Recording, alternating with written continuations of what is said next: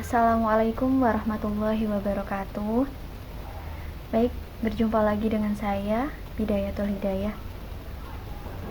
Bagaimana kabarnya anak-anak semua? Semoga kalian selalu sehat dan selalu dalam lindungan Allah SWT. Nah, pada hari ini kita akan belajar sejarah Indonesia, yaitu tentang materi kekuasaan kongsi dagang VOC.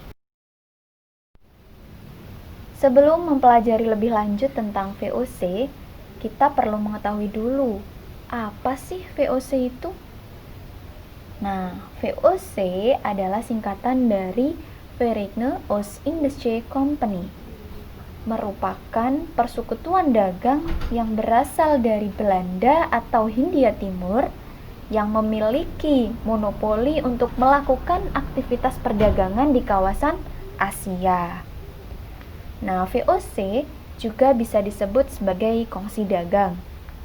Sedangkan orang Indonesia sendiri biasa menyebut VOC dengan sebutan company. Company dalam bahasa Inggris bermakna perusahaan. Jadi, VOC itu adalah perusahaan dagang milik Belanda yang berada di Indonesia atau Hindia Belanda. Lahirnya VOC. Seperti yang kita ketahui bahwa tujuan bangsa Eropa datang ke Indonesia adalah untuk mencari keuntungan. Dengan semboyan 3G atau Gold Glory Gospel, mereka datang ke Indonesia. Nah, ternyata keuntungan yang dimaksud di sini adalah mereka tidak hanya ingin mencari logam mulia saja, tetapi mereka juga ingin menguasai daerah penghasil rempah-rempah. Nah, bagi mereka rempah-rempah ini sangat istimewa dan luar biasa nilainya.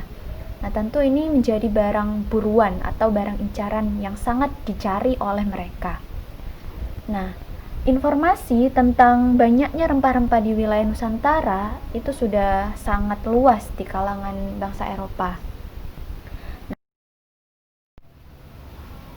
Nah, akibatnya banyak muncul persekutuan-persekutuan dagang yang kemudian saling bersaing. Nah, persaingan ini antar bangsa, misalnya bangsa Belanda dengan bangsa Eropa yang lainnya, Inggris, Spanyol, Prancis. Dan bahkan persaingan ini juga terjadi antar para pedagang Belanda itu sendiri. Selain itu, Belanda juga merasa tersaingi dengan adanya Inggris, di mana Inggris pada saat itu sudah memiliki kongsi dagang terlebih dahulu, yaitu kongsi dagang EIC yang berkedudukan di India.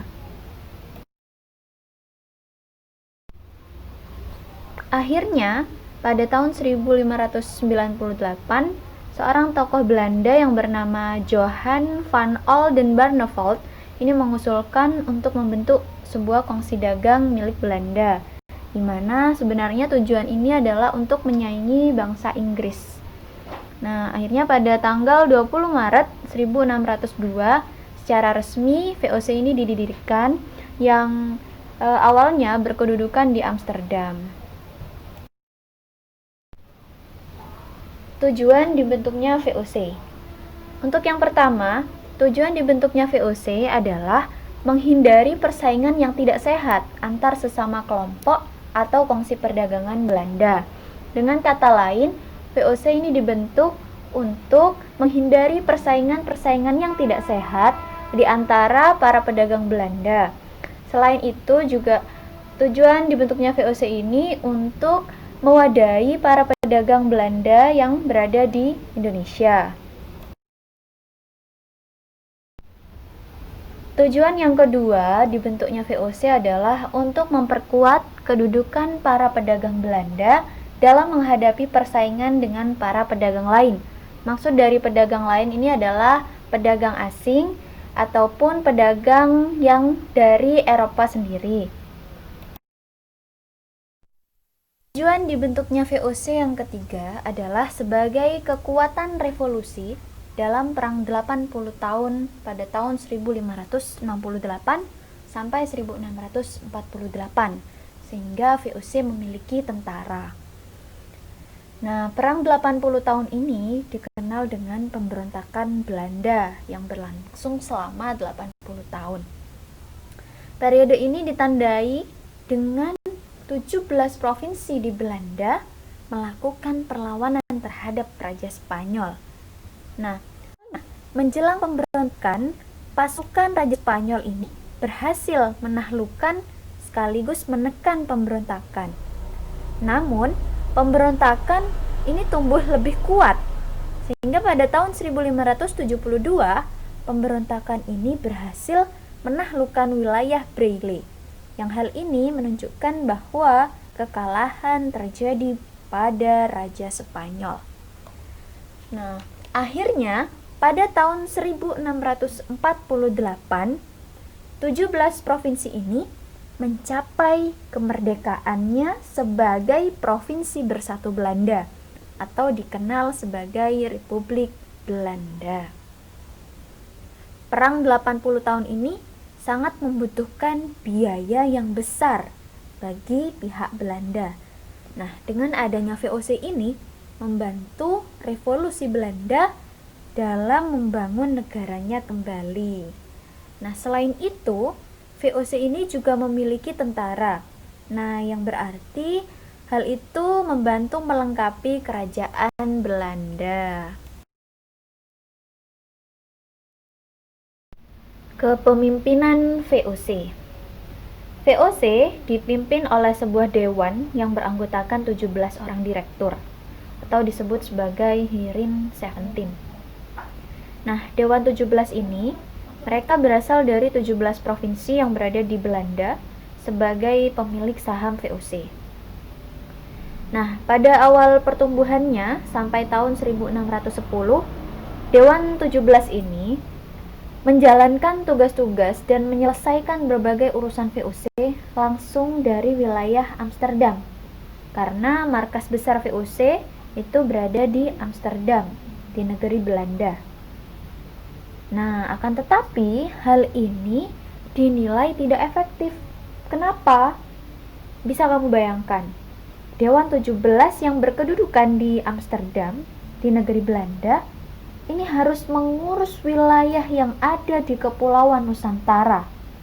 Nah, sudah tentu hal itu tidak dapat menjalankan tugas secara cepat dan efektif. Nah, sementara persaingan yang berada di Nusantara itu semakin keras, persaingan antar bangsa-bangsa lain. Nah, berangkat dari masalah itu, pada tahun 1610 diciptakanlah jabatan baru, yaitu Gubernur Jenderal. Nah, Gubernur Jenderal ini merupakan jabatan tertinggi yang tugasnya mengendalikan kekuasaan di negara jajahan VOC. Nah, Gubernur Jenderal yang pertama adalah bernama Pieter Both. Nah, Pieter Both ini diharapkan dapat menata organisasi kongsi dagang dengan sebaik-baiknya agar bisa memonopoli perdagangan di wilayah Hindia Timur dengan baik. Seperti itu. Hak-hak khusus VOC atau disebut hak oktroy. Hak khusus yang pertama adalah melakukan monopoli perdagangan. Monopoli perdagangan di sini maksudnya adalah mengeruk sebanyak mungkin kekayaan ataupun keuntungan yang ada di wilayah negara jajahan atau di tanah jajahan di Hindia Belanda. Nah, kemudian hak yang kedua adalah memiliki angkatan perang sendiri. Nah, kita ketahui bahwa negara Belanda dengan Hindia Belanda itu jaraknya cukup jauh. Nah, hal ini membutuhkan keamanan khusus. Oleh sebab itu, VOC diberikan hak untuk membuat angkatan perang sendiri. Kemudian hak yang ketiga adalah melakukan peperangan. Nah, sebagai perusahaan yang memonopoli perdagangan, tentu hal ini menimbulkan banyak perlawanan dari penguasa-penguasa pribumi. Nah, maka dari itu VOC diberikan hak khusus untuk menentukan atau melakukan peperangan. Kemudian hak yang keempat adalah mengadakan perjanjian dengan penguasa setempat. Jadi VOC diberi hak untuk melakukan perjanjian dengan penguasa setempat yang dimana itu untuk keuntungan mereka sendiri. Jadi nantinya itu mereka melakukan perjanjian, tetapi yang jelas keuntungannya jelas lebih banyak kepada VOC. Nah, yang kelima adalah mencetak dan mengeluarkan mata uang sendiri. Jadi VOC diberi hak atau diberi kewenangan untuk mengeluarkan mata uang sendiri. Kemudian yang keenam adalah mengangkat pegawai sendiri, baik itu pegawai tentara ataupun bagian administrasi untuk melakukan administrasi VOC dengan baik. Kemudian yang ketujuh adalah memiliki pemerintahan sendiri di negeri jajahan.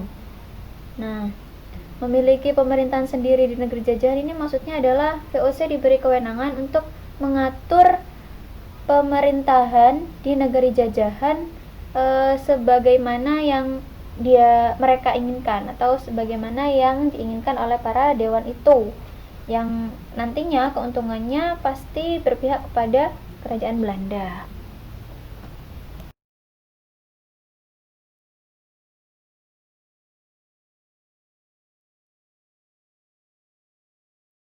Pendudukan VOC. Pada tahun 1614, Peter Booth digantikan oleh Jenderal Gerard Reyns. Jenderal Gerard Reyns ini merupakan seorang politikus Belanda, tetapi baru berjalan 1 tahun, kemudian digantikan oleh Laurens Wille. Nah, pada masa jabatannya, Laurens Wille ini berhasil membangun gedung Mauritius yang berlokasi di tepi sungai Ciliwung. Kemudian, pada tahun 1619, Gubernur Jenderal Laurens Wille ini digantikan oleh Gubernur Jenderal Jan Pieterszoon Koen atau J.P. Koen. Nah, J.P. Koen ini merupakan pemimpin yang terkenal kejam. Dia itu melakukan penyerangan terhadap pasukan Banten dan Inggris di Jayakarta, kemudian membumi hanguskan kota tersebut. Nah, dari puing-puing kota yang sudah hancur itu, kemudian J.P. Koen membangun kota baru yang bernama Batavia. Dia merupakan gubernur jenderal yang ambisius untuk menguasai wilayah Indonesia. J.P. Koen bisa dikatakan sebagai peletak dasar penjajahan VOC di Indonesia. Nah, dengan sikapnya yang congkak dan tindakannya yang kejam ini, dia berusaha meningkatkan eksploitasi kekayaan bumi Nusantara hanya untuk kepentingan dan keuntungan pribadi dan negaranya. Dia melakukan eksploitasi itu dengan melakukan berbagai banyak cara. Di antaranya adalah merebut pasaran pertanian dan melakukan monopoli. Biasanya dengan memaksakan monopoli seperti monopoli rempah-rempah yang ada di Maluku. Nah, kemudian yang kedua adalah memperoleh hasil pertanian pribumi dengan cara pemaksaan. VOC ini tidak ikut aktif secara langsung dalam kegiatan produksi pertanian, tetapi dia dapat mendapatkan hasil pertaniannya itu dengan mudah sekalipun harus dengan paksaan. Nah, yang ketiga adalah menduduki tempat-tempat yang strategis dengan cara politik adu domba atau divide et impera. Nah, dia itu VOC selalu berusaha mengincar dan berusaha keras untuk menduduki tempat-tempat yang memiliki posisi strategis, yang dimana cara-cara yang dilakukan di samping dengan adanya kekerasan dan peperangan juga melakukan politik adu domba tersebut. Kemudian yang keempat adalah melakukan intervensi terhadap kerajaan-kerajaan di Nusantara. Maksudnya intervensi di sini adalah melakukan campur tangan dengan kerajaan-kerajaan di Nusantara, terutama menyangkut usaha pengumpulan hasil bumi dan pelaksanaan monopoli, serta melakukan intervensi dalam pergantian penguasa lokal. Kemudian yang kelima adalah memperalat lembaga-lembaga pribumi. Jadi lembaga-lembaga pemerintahan tradisional atau kerajaan masih tetap dipertahankan dengan harapan bisa dipengaruhi atau dapat diperalat.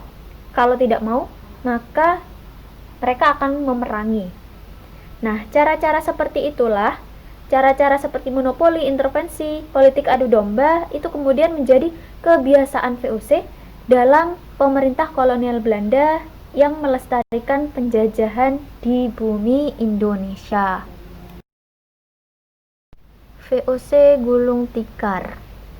Pada abad ke-17 hingga awal abad ke-18, VOC mengalami puncak kejayaan, di mana selain hak-hak istimewa atau hak-hak oktroy yang dimiliki oleh VOC, para pegawai VOC juga sangat loyal, hingga menyebabkan VOC mengalami puncak kejayaan. Nah, akan tetapi karena merasa menjadi perusahaan yang besar dan kaya, kemudian para pejabat VOC melakukan korupsi. Jadi keloyalitasan para pejabat, para pegawai VOC tersebut tidak berlangsung secara lama, tidak terus-menerus. Akan tetapi mereka memiliki pikiran bagaimana untuk memperkaya dirinya sendiri, bukan memikirkan bagaimana memajukan usaha perdagangannya. Nah, hal ini berdampak pada beban finansial VOC yang semakin besar dan kemudian dinyatakan bangkrut. Jadi VOC tercatat pada tahun 1673 tidak mampu membayar dividen. Kas VOC juga merosot karena serangkaian perang yang dilakukan VOC dan beban hutang yang tidak dapat terbayar.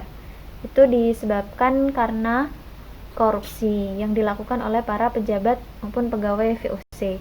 Oleh sebab itu, pada 31 Desember 1799, VOC dibubarkan. Terima kasih, tetap semangat belajar sejarah.